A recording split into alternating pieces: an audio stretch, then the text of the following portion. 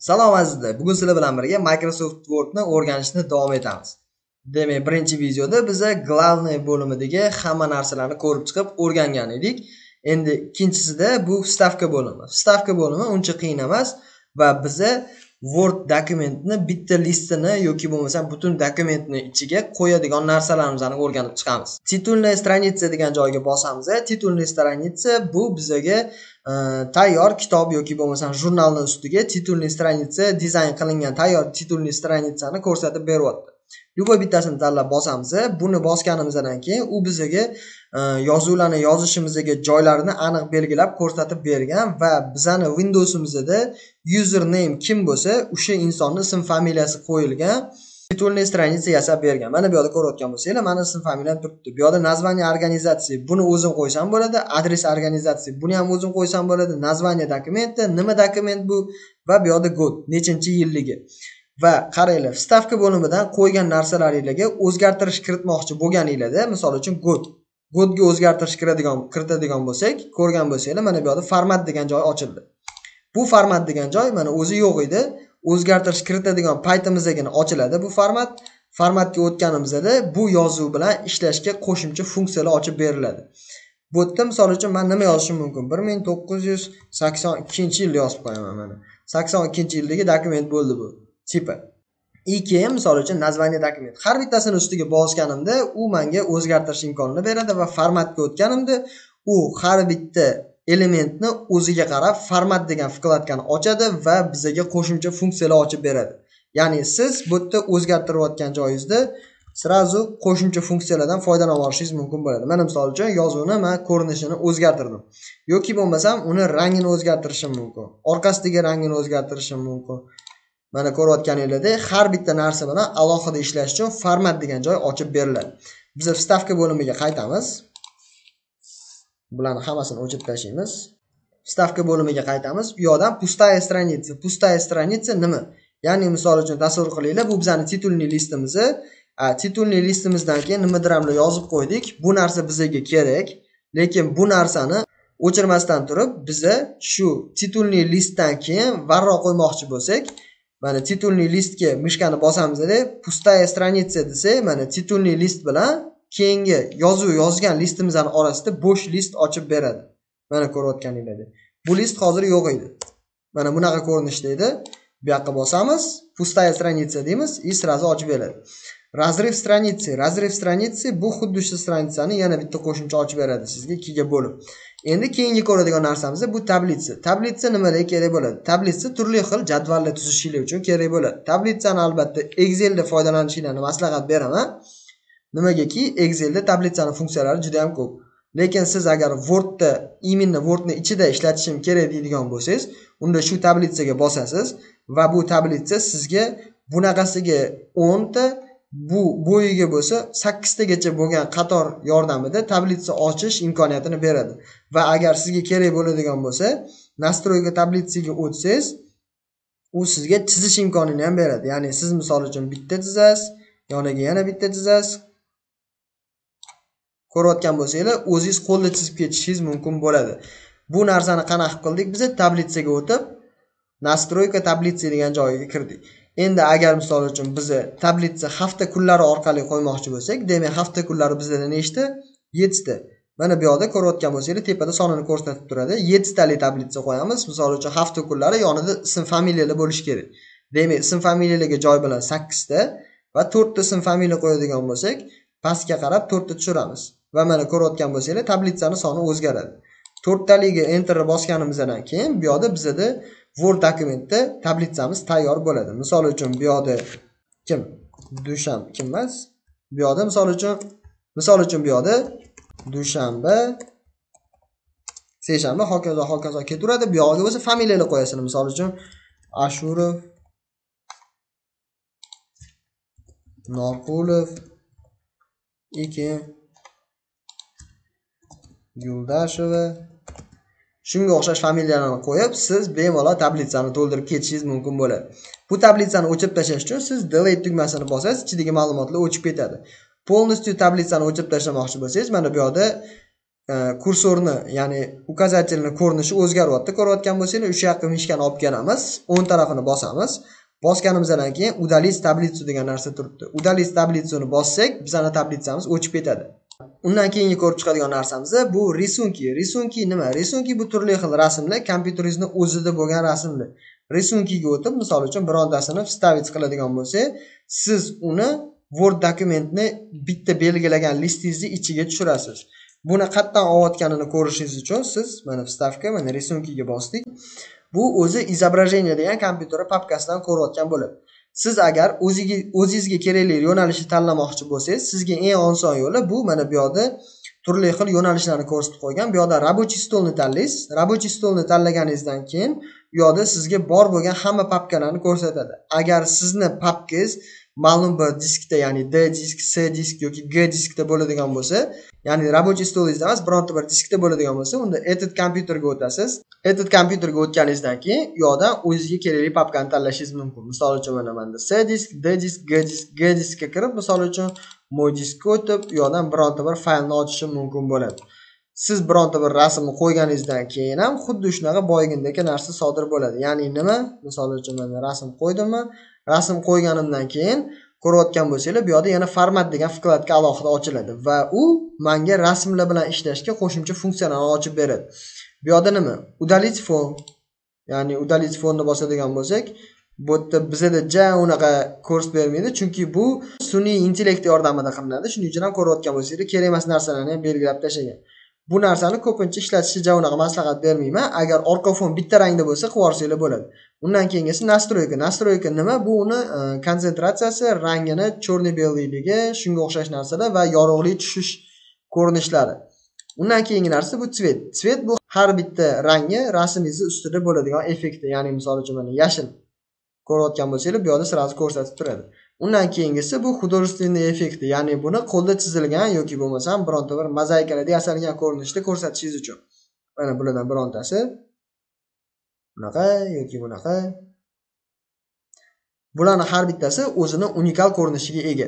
Undan keyingisi bo'lsa bu сжать рисунок, ya'ni rasmni joyini siz misol uchun bir xilda internetga joylanadigan Word fayllarni joyi kichkinaroq bo'lishi kerak. Sizning faylingizni joyi kattaroq bo'lib ketsa, siz rasmni belgilaysiz, сжать рисунок deysiz, bu yerdan mana web качество degan joyga to'g'rilaysizda, OK bossangiz, rasmingiz biroz xiralashadi, lekin o'zini beradigan ma'lumotlarni yo'qotmagan holda xiralashadi. Xuddi shu narsa uchun mana bu сжать рисунок degan joyi kerak.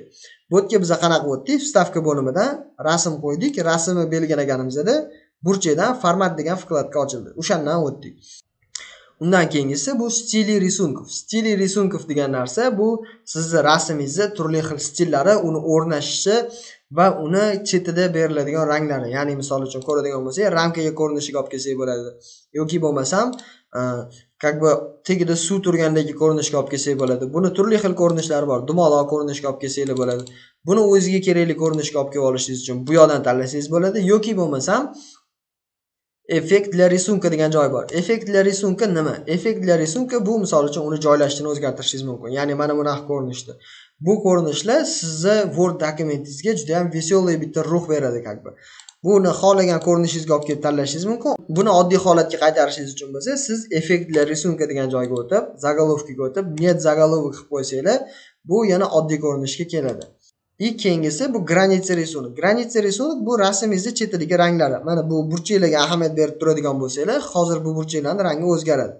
Misol uchun yashil qilib qo'yamiz va bu unchalik ko'rinmayotgan bo'lsa, sizlarga siz uni qalinligini belgilashingiz mumkin. Granitsaga o'tasiz, talshinaga o'tasiz va buni mana qalinroq qilganimizda bizning yashil rangimiz aniq ko'rinyapti.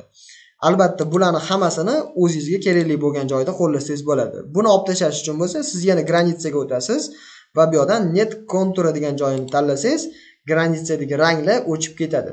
Maket risunka. Maket risunka bu ko'pincha bironta bir narsalarda tekst qo'shib foydalanayotganingizda kerak bo'ladi. Ya'ni misol uchun kompyuterni biron bir mexanizmi bo'ladigan bo'lsa, bu yoqqa o'sha o'ziga kerakli so'zni yozsangiz, u so'zni qulay qilib joylashtirib beradi va sizning rasmingizni muhimroq joyini tanlab olishingiz imkonini beradi. Rasmni qo'yganingizdan keyin maket risunkiga o'zgartirish berganingizdan keyin sizda yana qo'shimcha vkladka ochiladi. Ya'ni formatdan siz maketni tanlagan bo'lsangiz, maketdan siz konstruktor ochiladi. Konstruktorda siz yana vstavka bo'limidagi narsalaringizga qo'shimcha effekt bersangiz bo'ladi. Ya'ni добавить figurka. Ko'rayotgan bo'lsanglar, yoniga figurka qo'yib berdi. Bu figurkani ichiga siz rasm ham qo'ysangiz bo'ladi. Yoki bo'lmasam bu figurkani xuddi shuni ichiga xuddi shu rasmni o'zini qo'ydik. Bu juda ham zo'r ko'rinishga keldi. Ya'ni buni siz o'zingizning воображениеңizga qarab zo'r qilib foydalansangiz bo'ladi. Bu narsani yana orqaga qaytarishingiz uchun siz nimadan foydalanasiz? Bu narsani orqaga qaytarish uchun mana bu yoqda назад и вперед bor. Ya'ni назад bu отменить, вперед bo'lsa наоборот применить. Nazarda bosasiz, 3-4 marta bosganingizdan keyin rasm boshlang'ich ko'rinishiga qaytib keladi va biz format vkladkasini ko'rib chiqishda davom etamiz. Format vkladkasini yana bir ajoyib joyi bu положение. Положениеda siz buni joylashtirib, buni tepasiga va pastiga so'zlar yozishingiz mumkin bo'ladi. Mana misol uchun bu burchaga o'tkazib qo'yamiz bu rasmni va kichraytirganimizda rasmning yonidan so'z yozish imkoniyati bizda ochiladi. Bu narsa ko'pincha bironta bir mavzuni yoritib beradigan kichkinagina rasmlar qo'yish paytida rosa foydali bo'ladi. Keyingi ko'rib chiqadigan narsamiz bu uni yozuvlar orasida joylashishi. Buni tepasiga ham, pastiga ham bu yozuvlar yozib ketishimiz mumkin bo'ladi. Mana ko'rayotgan bo'lsangiz, belgilaganimda ham polniroz hamma joyi belgilandi. Undan keyingi ko'rib chiqadigan narsamiz bu область выделения, ya'ni bu rasmni qati tanlanganligi turibdi. Agar xohlasanglar misol uchun bunda so'zni belgilaydigan bo'lsanglar, mana tekstovoy polе 128. Ya'ni siz har bitta raqamlangan joyi belgilayotganingizni sizda ko'rsatib turadigan funksiyasi bu. Shu funksiya yordamida siz aynan nimani belgilab turganingizni hozir ko'rishingiz mumkin. Ya'ni misol uchun buni belgilasangiz, bu прямоугольник oxirgi 128 turibdi. Rasmni belgiladigan bo'lsanglar, bu rasmni belgilab turibsan deb sizlarga ko'rsatib turadi. Bu narsa aynan hozir nimani belgilab turib o'zgartirish kiritayotganingizni bilib olishingiz uchun kerak bo'ladi. Keyingi bo'limimizda bu rasmimizni belgilab formatga o'tganimizda razmer degan bo'lim. Razmer degan bo'limda biza aynan belgilagan qo'ygan narsamizning razmerini ko'rib chiqishimiz mumkin bo'ladi. Ya'ni bu misol uchun rasmning razmeri. Rasmning razmerini biza o'zimizga kerakli holatga olib kelamiz va rasmni hech qatini kesib olmasligi kerak bo'lganligi uchun bir yoq tarafiga, ya'ni misol uchun mana balandligiga razmer beradigan bo'lsak, 4 sm desak, bu rasmni balandligini 4 sm ga to'g'irlab, enini rasm ortiqcha cho'zilib ketmagan holatda to'g'irlab beradi. Ya'ni siz bu rasmni ichidagi detallarni razmeri masshtab bo'yicha o'zgargan holda ko'rasiz. Keyingisi bu обрезать. Обрезать nimaga kerak? Обрезатьni просто tak ustiga bossangiz, bu kesib berish imkonini beradi. Mana ko'rayotgan bo'lsanglar, qatdan qatgacha kesishni belgilab turadi. Endi keyingisi обрезатьni pastda uchburchakli joyi bor. Uchburchakli joyini bossanglar, bu обрезать funksiyasini qo'shimcha joylarini ochib beradi. Bu joydan biz misol uchun o'zimizga kerakli figura bo'yicha kesib olsak bo'ladi. Mana ko'rayotgan bo'lsanglar, ikkita tepa taraf burchaklarini dumaloqlashtirgan holatda bizga kesib berdi. Xuddi shuni o'zini yana to'rtburchak qiladigan bo'lsak, bizga yana to'rtburchak holatiga qaytarib olib kelib beradi. Bu yerdan tashqari yana sizlar misol uchun proporsiya yordamida kessanglar bo'ladi. Ya'ni bu yerda ko'pchilik biladigan misol uchun 3 ga 4 sm lik. Mana 3 ga 4 sm ga olib kelganimizdan keyin bu bizga 3 ga 4 sm razmerning ichida qaysi joylarni kesib olib beradigan funksiyada ko'rsatib beradi va siz o'zingizga kerakli joyini 3 ga 4 qilib enterni bossangiz, sizga buni kesib beradi. Agar siz buni yana orqaga qaytarmoqchi bo'lsangiz, tepada burchakda отменить degan joyi bor. O'shani bosish yordamida orqaga qaytarishingiz mumkin bo'ladi. Demak, bu funksiyalarning hammasi vstavka bo'limidan biz rasm qo'yganimizda format degan vkladka ochiladi. O'sha format degan vkladkani ichida o'zgartirishga qo'shimcha funksiyalar ochib beriladi. O'sha yerdan ko'rib chiqdik. Keyingi ko'rib chiqadigan narsamiz bu figuralar. Figuralar nima? Figuralar bu turli xil ko'rinishdagi to'rtburchak, uchburchak shunaqa figuralar. Bularni birontasini tanlaymiz. Tanlaganimizdan keyin bizga chizish imkoniyati beriladi. Ya'ni dumaloqni tanladim. Hozir men mana dumaloq chizyapman. Dumaloq chizganimdan keyin bunda ham xuddi shunaqa qo'shimcha format degan vkladka ochiladi. Bu format degan vkladkada birinchi bo'lib vstavka figur, ya'ni siz yana boshqa figuralarni qo'yishingizga sirazu imkoniyatlar beriladi. Undan tashqari siz belgilagan figurangizni stilini o'zgartirishingiz imkoniyati bo'ladi. Ya'ni mana birinchi bo'lib turgani bu uni zalivkasi va konturlari. Ya'ni uni cheti misol uchun bitta rangli va ichi oppoq yoki bo'lmasam cheti boshqacha rang, ichi boshqacha rang qilib tanlashingiz mumkin bo'ladi.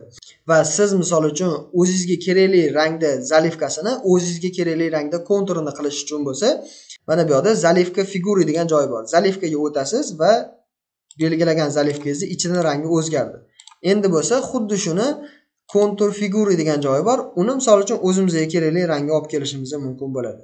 Eslatib o'taman, yana xuddi o'sha boygindagi davoda boshqa ranglar kerak bo'lsa, другие цвета deysiz.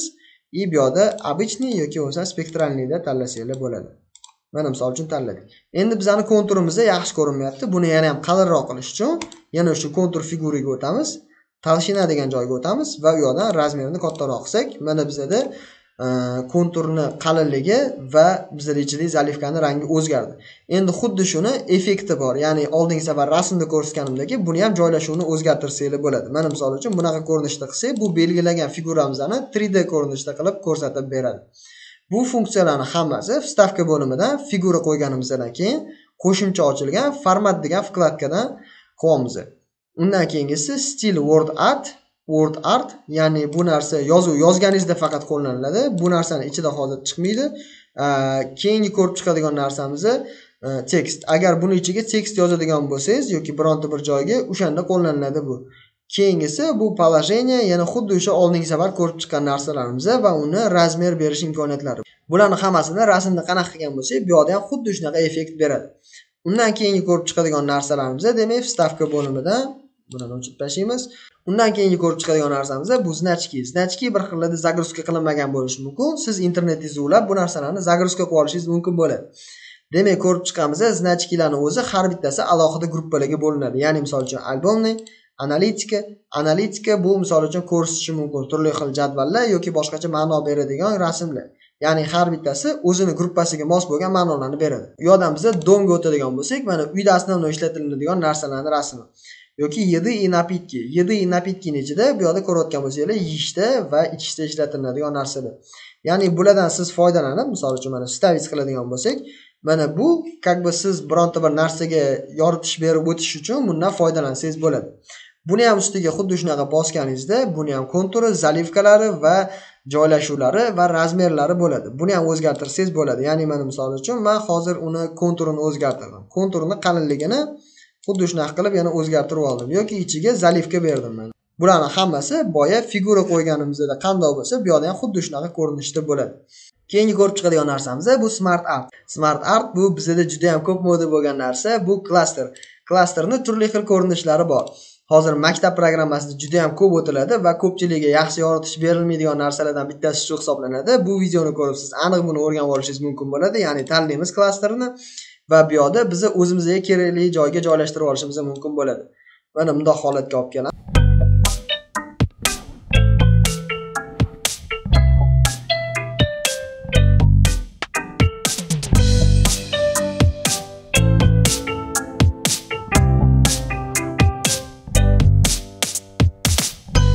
Demak, bu klasterimizni biz vstavka bo'limidan smart art degan bo'limdan kirib qo'ydik. Bunga o'zgartirish kiritmoqchi bo'lgan paytimizda ham bizda konstruktor va format bo'limlari ochib beriladi.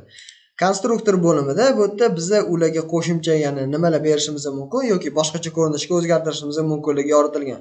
Ya'ni maketni o'zgartirib olishimiz mumkin sirazu o'shatni o'zida yoki bo'lmasam har bitta maketni o'zgartirganimizda bizda rangini o'zgartirish imkoniyati ham beriladi. Ya'ni har bittasiga alohida rang berish va har bitta rang bergan narsamizning ichiga rasm qo'yish. Mana bu yerda kichkinagina rasmi turibdi. O'sha rasmini ustiga bosamiz. O'shani ustiga bosganimizdan keyin stavить рисунок degan окошко ochiladi. Undan is file degan joyni belgilasak, bizga bitta rasm tanla deydi. U rasmni tanlab berganimizdan keyin u zalifkani o'rniga rasmni qo'yib beradi.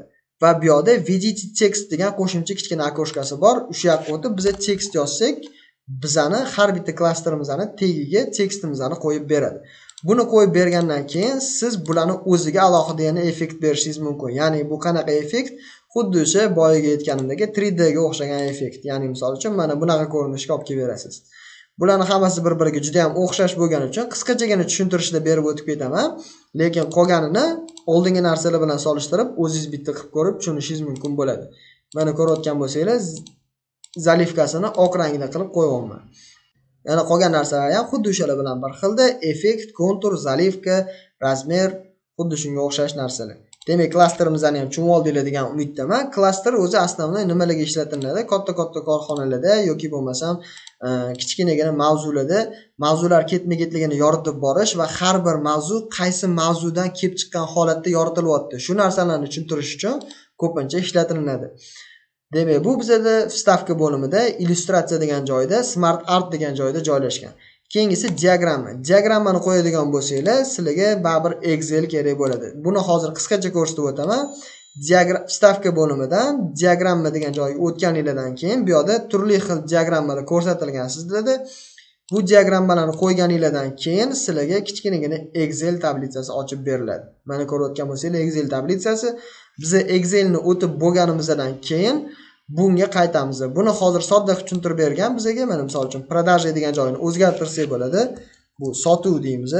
Sotuvdan keyin har bitta rangning o'zining miqdori bor. Ya'ni misol uchun mana KV1 turibdi, KV1ni biz o'zgartirsak bo'ladi. Misol uchun buni biz olma desak bo'ladi. Olma qancha sotilgan mevalarning ichida? Olma misol uchun 500 kilo sotilgan. Keyingisi bu shaftoli misol uchun. Shaftolimiz qancha sotilgan? Shaftolimiz misol uchun 300 kilo sotilgan. Ko'rayotgan bo'lsanglar, pastdagi diagramma bizni Excelda kiritayotgan ma'lumotlarimizga qarab o'zgaryapti va bu yerda mana olma berganmiz. Mana bu yerda ko'rayotgan bo'lsanglar, olma o'zini qaysi rangda ekanligi va qancha miqdorini tashkil qilayotganligini ko'rsatib turibdi. Bu narsalarni Excel tablitsasi yordamida qiladi albatta.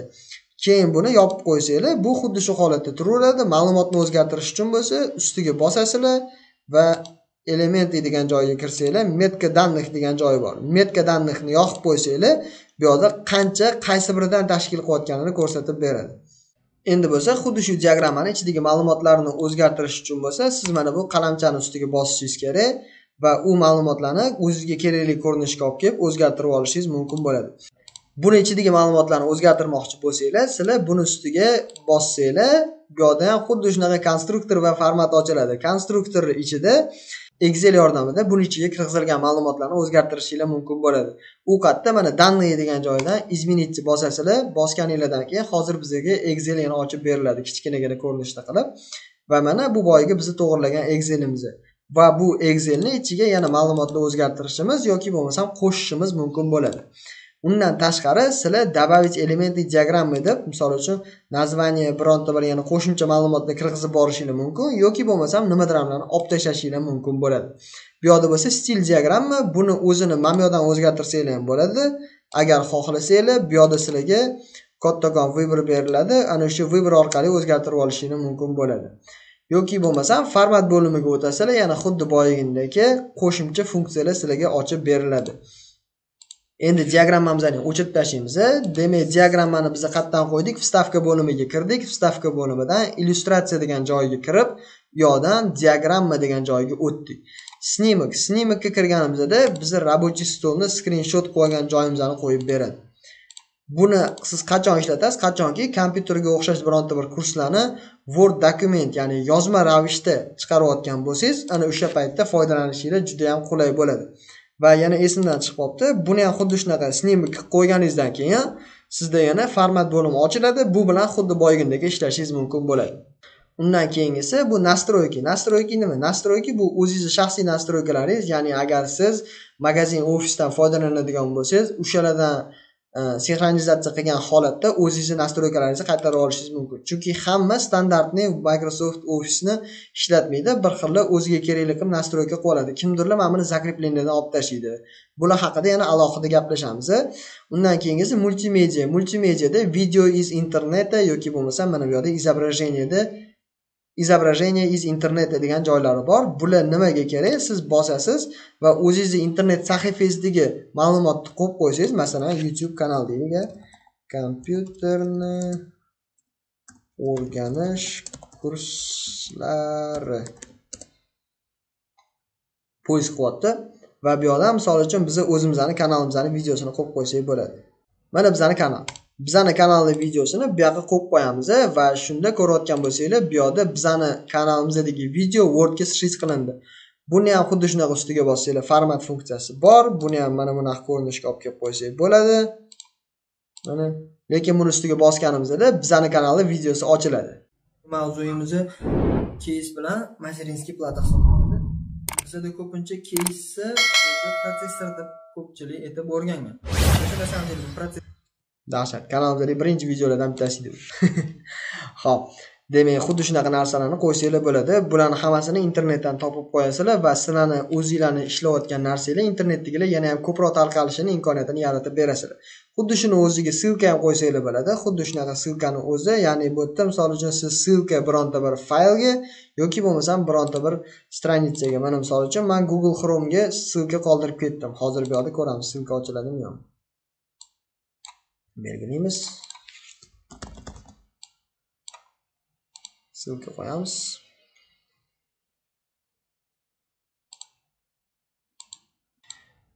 Endi bu yozuvni silkasini bilish uchun biz Ctrl-ni bosib turgan holatda shu yozuvning ustiga bosamiz. Yozuvning ustiga bosganimizda bizda adres orqali Chrome'ni ochgin deyapti. Chrome'ni ochaymi deyapti. OK'ni bossak, biz Word dokumentimizdagi yozuvning ustida qoldirilgan silka orqali bizning Chrome faylimizni ochyapti. Demak, silkamiz ishlayapti. Undan keyingisi yozuvlarga примечание qo'yish. Bu nimaga ishlatiladi? Bitta Word dokumentda 4-5 kishi ayni damda foydalanadigan bo'lsa yoki siz ko'p o'zgartirishlar kiritib, nima so'zni qaysi so'zga o'zgartirganingizni bilishni xohlasangiz, shu Word dokumentda qoldirgan yozuvingizni belgilaysiz, примечание degan joyga o'tasiz va bu yoqqa yozib qo'yasiz. Misol uchun, bu so'zni o'zgartirdim. Men ona tilida yaxshi o'qimaganman. Tak, bo'ldi. Keyin mabodo kerak bo'lib qolsa, buni ustiga bossangiz, mana bu so'z o'zgartirilgan. Значит, men bu yerda nimadir qilganman. Agar siz buni boshqa odamga tashlab bersangiz, u ham xuddi shuni ko'radi va o Abdukarim mana bu yerda o'zgartirgan ekan degan fikrga keladi. Demak, bu narsa sizdan tashqari boshqa odam ishlasa yoki o'zingizni bironta bir narsa yodingizdan ko'tariladigan bo'lsa, o'sha payt kerak bo'ladi. Buni olib tashlash uchun siz sichqonchaning o'ng tarafini bunga bosasiz, удалить примечание degan joyini bosasiz. Удалить примечаниeni bossanglar o'chib ketadi bu narsa. Undan keyingisi верхний колон titul degan narsa. Men buni oxir ayta oldim. Xo'p, bu yozuvni belgilaysiz va верхний колон titulga o'tasiz. Tepaga tushirib qo'ysangiz, mana bu yoqda misol uchun 6-bet deymiz. Enter bosamiz. Tushuntira oldim degan umiddaman menimcha. Ya'ni bu har bitta kitobda har xil joyda joylashgan betlar bo'ladi. Ya'ni misol uchun bir xillida tepada, bir xillida pastda, bir xillida pastki o'ng, pastki chap burchakda. Bundan ham xuddi shunaqa ustiga bossanglar, konstruktor ochiladi, razmerlari va joylashuvlarini o'zgartirishingiz mumkin bo'ladi. Uni o'chirib tashlaymiz. Zakrit okno deymiz. Yana odatiy holga qaytib keladi. Hozirgi ko'rib chiqqan narsamiz bu colon title bo'limidagi narsalar edi. Undan keyingisi bu tekstovoy polе, ya'ni tekst bo'limidagi narsalarni ko'rib chiqamiz. Tekst bo'limida tekstovoy polе degan narsa bor. Tekstovoy polе bu har bitta siz mana shu oq qog'ozning ichida qaysi joyga yozmoqchi bo'lsangiz, o'sha joyni belgilab, o'sha yoqqa yozishingiz imkoniyatini beradigan joy. Undan keyingi ko'rib chiqadigan narsalar bu misol uchun mana bu word art degan narsa bor. Bu so'zlarni yozish yordamida Word sizga tayyor dizayn qilib beradi. O'sha yordamida siz so'zlarni odamlarga yoqimli ko'rinishga olib kelishingiz mumkin. Misol uchun Abdukarim yozib ko'ramiz endi. Lekin mana shunaqa yozuvni yozganingizda bu bunaqa effekt beradi va buni yozganingizda ham xuddi shunaqa format funksiya vkladkasi ochiladi, qo'shimcha ishlash imkoniyati sizga beriladi. Buni o'chirib tashlasangiz, yana hammasi oldingi holiga qaytib qoladi. Undan keyin ko'rib chiqadigan narsalarimiz bu simvollar. Simvollar 2 xil yoki 3 xil ko'rinishda bo'ladi. Ya'ni bu oddiy simvollar, bizani bo'luv, ko'paytiruv, ayruv, beskонечность, misol uchun mana beskонечность. Siz ma'lum bir simvollarni klaviatura yordamida qo'ysangiz bo'ladi. Shift bilan 1, 2, 3, 4, 5, 6 bo'luv, shunaqa shunga o'xshash sonlarni bosish yordamida va undan topa olmagan simvollaringizni simbol degan joyga o'tib qo'yishingiz mumkin. Уравнение bu kitob yozayotgan, основной matematik yoki fizik kitob yozayotgan odamlarga juda ham kerak. Уравнениeni bosganimizda mana место для уравнения degan joy chiqib keladi. Bu место для уравнениega biz o'zimiz yozib chiqishimiz mumkin. Misol uchun b mana bu yerdan barobar 8x, to'g'rimi? Plus minus bo'lganda d deb yozamiz-ku. Xuddi shunaqa narsalarni yozishingiz mumkin bo'ladi. Bu yerda yana qo'shimcha indekslar, korень, ya'ni ildizlar, keyin integrallar bor, keyin дробный числоlar, ya'ni дробный число bu misol uchun дробный число qo'yadigan bo'lsak, mana bu yoqqa 8 yozamiz, bu yoqqa 7 yozamiz. Bu kasrli sonlar дробный числоlar. shunaqa sonlar yozishimiz imkoniyati bo'ladi. Undan zo'r varianti bor, bu sizlar uchun juda ham qulay deb o'ylayman. Lично men o'zim shundan rosa ko'p foydalanganman. Mana buni ustiga bosganimizda bizga konstruktor ochiladi, to'g'rimi? Bu yerda рукописные уравнения degan joyi bor. Рукописные уравнения ga o'tamiz. Mana bu yoqqa yozishimizga imkoniyat ochib beriladi. Bu yoqqa misol uchun 3x taqsim 3x ko'paytiruv 5 taqsim 8 deb yozadigan bo'lsak, mana bu yerda bizga kerakli ko'rinishga olib keladi. Biz ham bu yerdan o'tirib tanlab o'tirishimiz shart emas. Bunga biz qanaqa qilib kirdik? Vstavka bo'limiga o'tdik. Simvol degan joydan уравнениyani tanladik. Уравнениyani tanlaganimizdan keyin рукописные уравнения degan joyga kirdik. Va kirganimizda bizga xuddi shu oyna ochildi. Bu yerda sizga matematika daftarini qo'yib beradi. Xohlagancha chizib o'zingizga mos уравнение, ya'ni tenglamani qo'yib olishingiz mumkin bo'ladi. Shu bilan birga bugun biz azizlar vstavka bo'limidagi hamma narsalarni ko'rib chiqdik. Nima savollaringiz bo'lsa kommentariyada обязательно qoldiringlar. Hamma savollarga javob berishga harakat qilaman. Bilmagan narsam bo'lsa topib, обязательно bu tema to'g'risida internetga video chiqarishga harakat qilaman. E'tiboringiz uchun kattakon rahmat.